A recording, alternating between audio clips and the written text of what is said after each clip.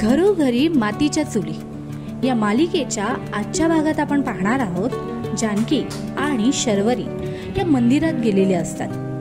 तेव्हा तिथे त्यांना एक बाई भेटते। ती बाई गरोदर असते आणि रडत रडत स्वतःला कोसत असते। तेव्हा जानकी आणि शर्वरी त्या बाईकडे जातात आणि विचारतात, तुम्हाला काय झाले आहे? तेव्हा ती बोलते, मला हे मूल नको आहे।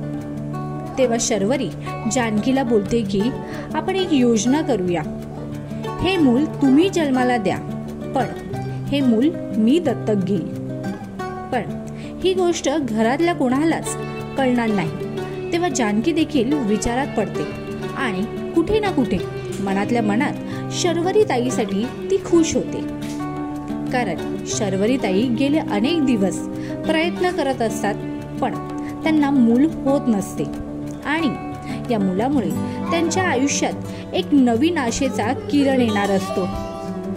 दोघेही कबूल होतात की आपण घरी सांगायचं नाही। मग तुम्हाला काय वाटते, येणाऱ्या भागात काय होईल? शर्वरी त्या मुलाला दत्तक घेतल्यानंतर घरच्यांना गुपित कळणार तर नाही ना? जानकी शर्वरी ताईला मदत करेल ना?